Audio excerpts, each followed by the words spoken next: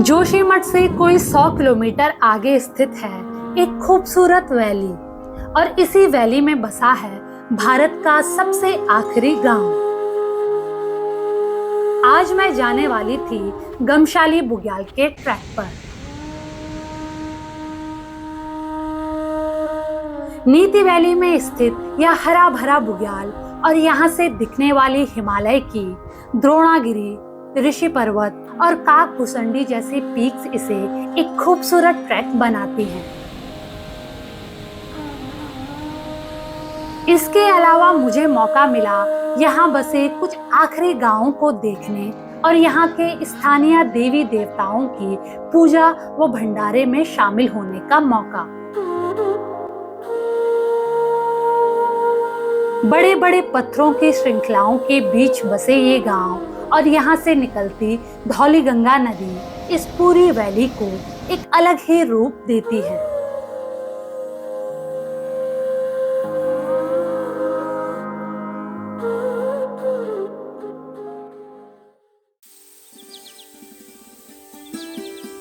नीति वैली और गमशाली बुग्याल के लिए आपको सबसे पहले जोशीमठ पहुंचना होता है। पहले दिन मैं जोशीमठ से कोई 80 किलोमीटर का ट्रैवल कर एक बंपा नाम के गांव पहुंच गई, जो नीति वैली में भारत के अंतिम गांवों में से एक है। मेरा आज का स्टे बंपा गांव में ही होने वाला था और फिर नेक्स्ट मॉर्निंग यहीं से गमशाली बुग्याल ट्रैक और नीति गांव के लिए जाना था।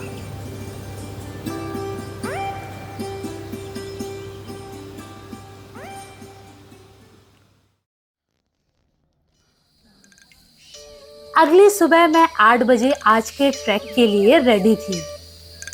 बंपा से 2 किलोमीटर आगे है गमशाली गांव और गमशाली से 5 किलोमीटर आगे आता है नीति गांव। नीति गांव यहाँ भारत का अंतिम गांव है और इसके कुछ किलोमीटर बाद ही इंडिया तिब्बत बॉर्डर शुरू हो जाता है।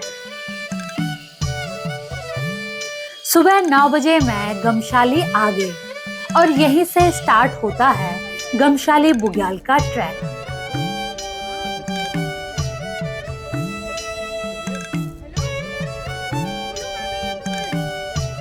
मैं हूं अभी गमशाली गांव में और अब मैं निकल रही हूं यहां से गमशाली बुग्याल के ट्रैक पर। गमशाली में सड़क किनारे एक बड़ा सा गेट बना है जो गांव की तरफ जाता है।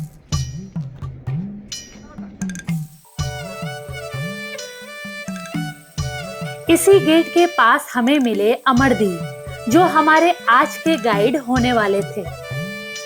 वैसे यह बुग्याल ट्रैक आप गाइड के बिना भी कर सकते हैं। गमशाली से एक तरफ आप दूनागिरी पर्वत देख सकते हैं। दूनागिरी उत्तराखंड में चमोली जिले के हिमालय की सबसे ऊंची चोटियों में से एक है।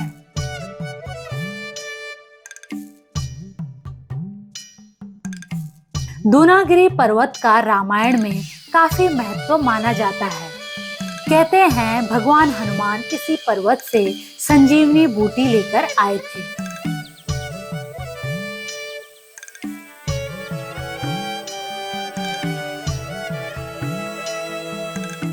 कोई 10 मिनट का ट्रैक कर अब हम गमशाली गांव क्रॉस कर गांव के लास्ट पॉइंट पर पहुंच गए। यहाँ से अब सीधा रास्ता बुग्याल की तरफ जाता है।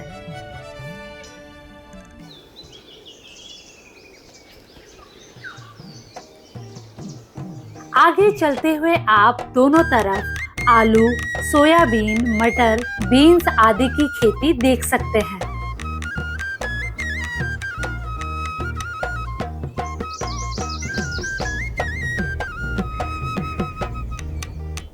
गमशाली गांव के बाद ही ट्रैक पर अलग अलग टाइप के फूल पौधे मिलने लगते हैं।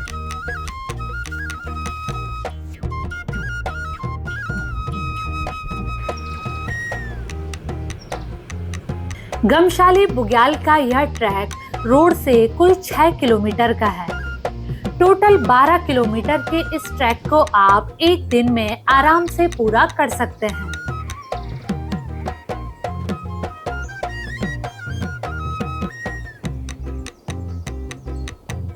एक किलोमीटर के ट्रैक के बाद अब रास्ता एक नदी के किनारे से निकलता है। दूर पहाड़ों के बीच से निकल ये नदी इस घाटी तक पहुंचती है।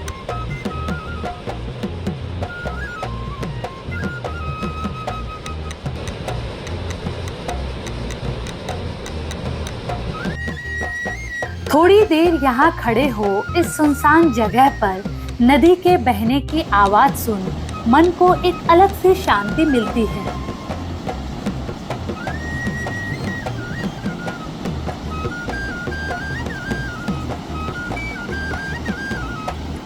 इस सीजन में रास्ते पर कई प्रकार के जंगली फल भी दिख रहे थे। हालांकि बिना जाने हम इन्हें खा भी नहीं सकते थे।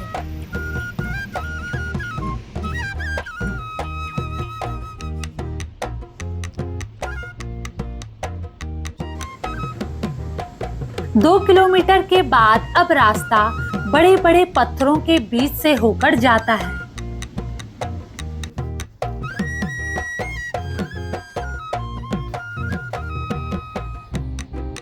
कई पत्थर इतने बड़े थे कि इन्हीं के नीचे से रास्ता बनाया गया था।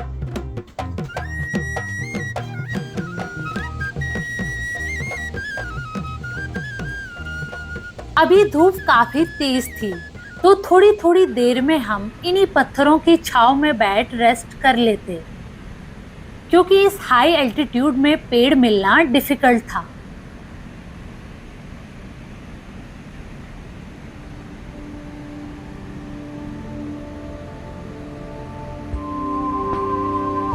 कोई 3 किलोमीटर के ट्रैक के बाद अब पथरीले रास्ते से निकल हम एक छोटे से घास के मैदान पर पहुंच गए।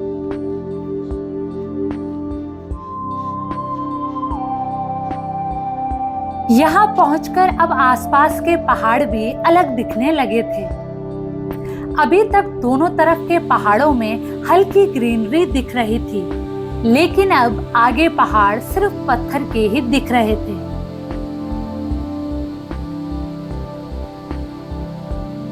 थोड़ा आगे जाने के बाद अब एक छोटा सा लोहे का गेट दिखाई दिया।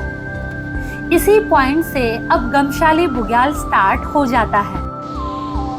बुग्याल में चल रहे जानवर गांव की तरफ ना आए और खेतों को बर्बाद ना करें, इसीलिए ऐसे गेट लगाए जाते हैं।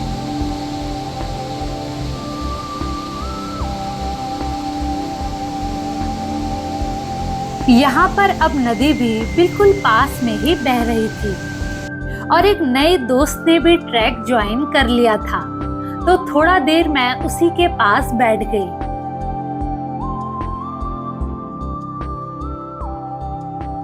आगे चलने पर हमें कुछ टेंट्स बने दिखाई दिए। ये टेंट्स उन लोगों के थे जो यहाँ अपने जानवरों को चराने लाते हैं और फिर कुछ महीने बाद सर्दियों में वापस अपने गांव चले जाते हैं।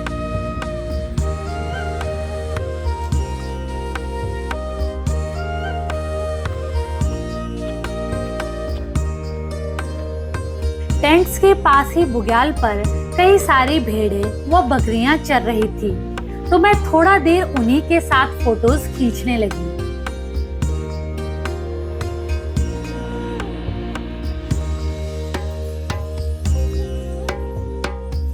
वैसे हम गमशाली बुग्याल पहुंच चुके थे, लेकिन अभी भी हमें 2 किलोमीटर और आगे जाना था, जो कि एक अच्छा व्यू पॉइंट होने वाला था।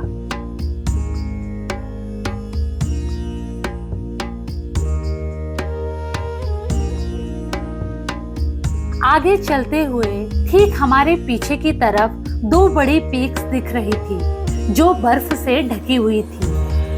ये थे लंपक 1 और लंपक 2। ये दोनों ही पहाड़ियां 19,000 फीट से ज्यादा ऊंची है, जो गढ़वाल हिमालय में आती है।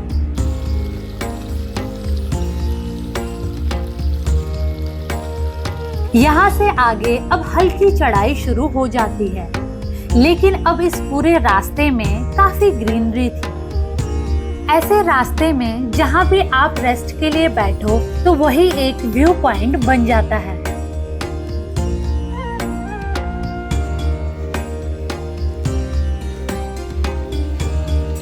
थोड़ा आगे जाने पर एक छोटा सा मंदिर दिखा। यह मंदिर दानी देवता का मंदिर था। माना जाता है कि ये देवता महीनों तक यहाँ घास चरने वाले जानवरों की रक्षा करते हैं, इसीलिए इस बुग्याल पर यह मंदिर बनाया गया है।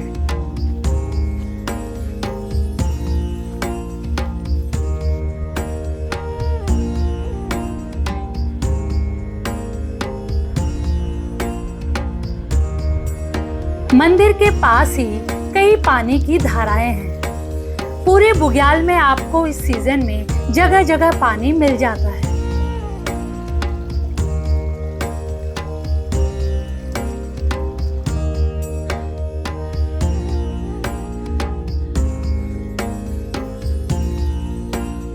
यहाँ से आप एक और हिमालयन पीक देख सकते हैं, जो है ऋषि पहाड़।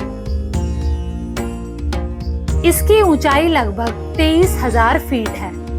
यह चोटी उत्तराखंड के पिथौरागढ़ जिले में स्थित है।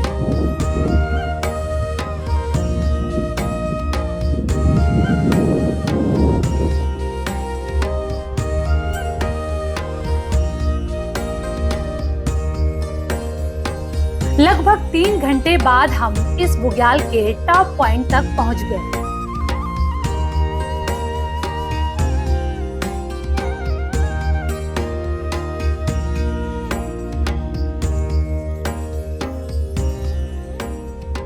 पहुंच गई हूँ मैं गमशाली बुग्याल के टॉप पर, और यहाँ पहुंचकर आप देखेंगे तो आपको 360 डिग्री व्यूज पूरे माउंटेन्स का दिखाई देगा।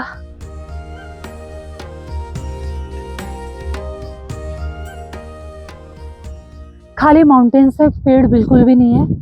और नीचे आप देखेंगे तो एक नदी बह रही है, और नदी के आसपास आपको यहाँ आसपास के गांव के जानवर दिखेंगे। घोड़े, भेड़, बकरियां सब चढ़ते हुए आपको दिख जाएंगे।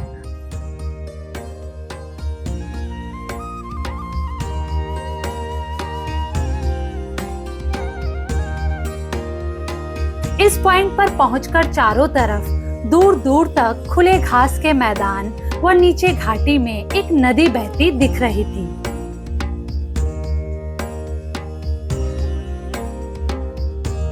नदी के किनारे बुग्याल पर कई 100 भेड़ बकरियां चर रही थी।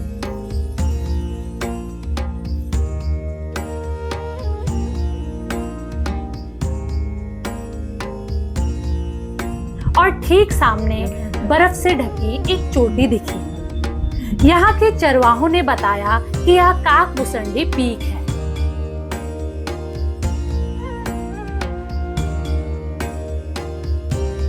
मैं थोड़ा देर इन्हीं खूबसूरत नजारों को देखने के लिए वहीं बैठ गई।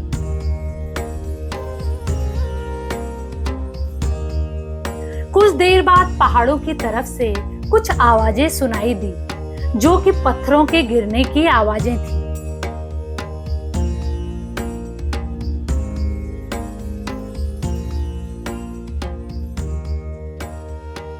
आप चाहे तो इस टॉप से आगे 2-3 किलोमीटर का ट्रैक और भी कर सकते हैं। वहाँ का एरिया सागर कहलाता है। पहले वहाँ बड़ा ताल हुआ करता था, लेकिन अब ग्लेशियर्स वगैरह के टूटने से अब वहाँ पे ताल नहीं है, सब सूख गया है। तो आप चाहे तो इससे आगे भी जा सकते हैं।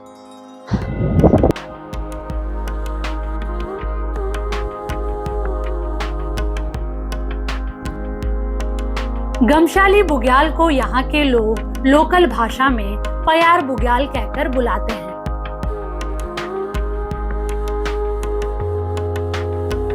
गाइड ने बताया कि इसी बुग्याल से होकर माणा गांव के लिए एक ट्रैक जाता है, जो कि 20-22 दिन का ट्रैक होता है।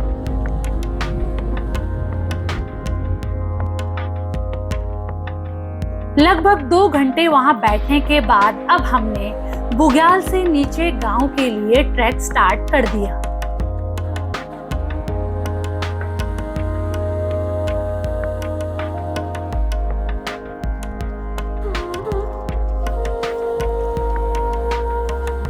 नीचे आते हुए 1 घंटे में मैं गमशाली गांव के पास पहुंच गई।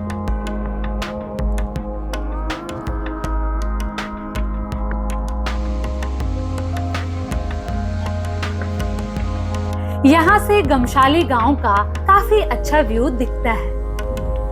गमशाली गांव इस वैली के सबसे बड़े गांवों में से एक है।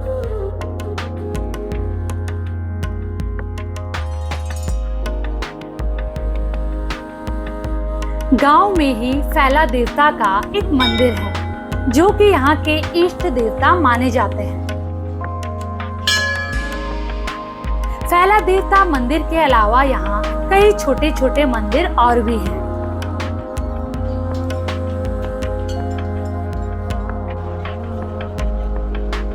गमशाली गांव वापस पहुंचने के बाद अब मैं नीति गांव की तरफ निकल गई।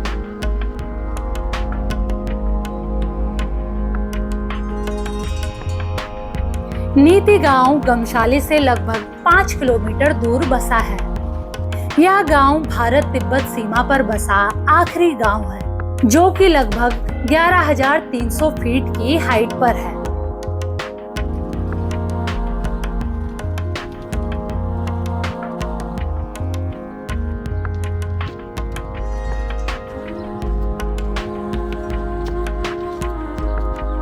नीति में ही ऊपर पहाड़ से एक छोटी नदी बहती हुई आती है, जिसे दूध गंगा के नाम से जाना जाता है। मैंने शायद ही कभी किसी ट्रैक में इतनी सफेद दूध जैसी साफ नदी देखी हो।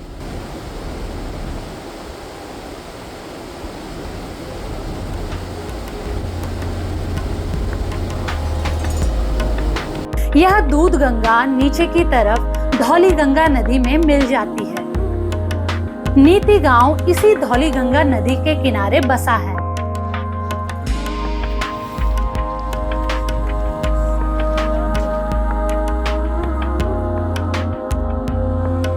धौली गंगा नदी नीति पास से आती है और फिर यहाँ से आगे गमशाली होते हुए विष्णुप्रयाग पहुँचती है।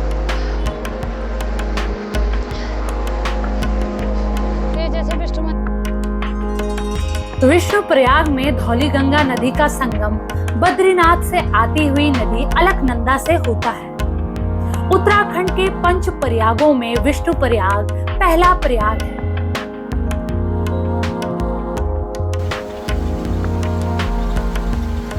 नीति गांव घूमने के बाद मैं फिर से अपने होम स्टे बंपा आ गई। बंपा आने के बाद मुझे बताया गया कि यही गांव के मंदिर में एक भंडारे का आयोजन किया गया है, जिसके लिए मुझे भी इनवाइट किया गया। तो शाम 3 बजे मैं मंदिर पहुंच गई।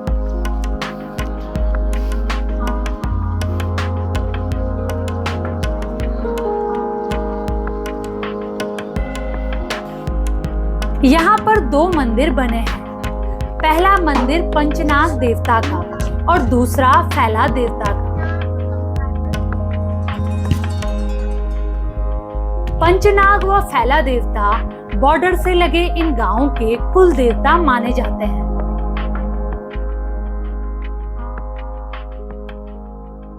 मंदिर के दर्शन हो चुके हैं। मेरे पीछे आप जो ये देख रहे हैं 2 मंदिर है।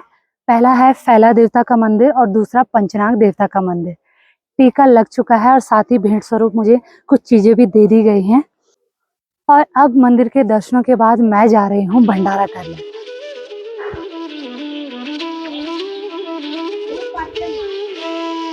मंदिर के दर्शनों के बाद अब मैं भंडारा खाने चली गई।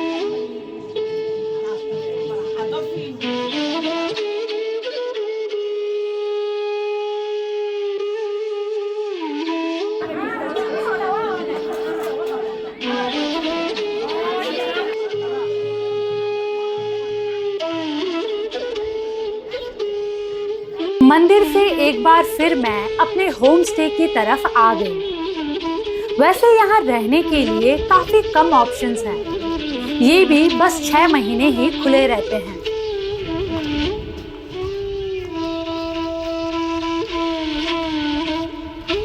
बॉर्डर से लगे ये गांव देखने में काफी खूबसूरत है, जहां आप कुछ छोटे छोटे ट्रैक्स कर सकते हैं। खूबसूरत होने के साथ साथ ये जगह काफी शांत भी है, क्योंकि अभी भी यहाँ काफी कम टूरिस्ट आते हैं। तो अगर आप कुछ दिन प्रकृति के करीब सुंदर हिमालयन व्यूज को देखते हुए बिताना चाहते हैं तो नीति वैली आपका इंतजार कर रही है।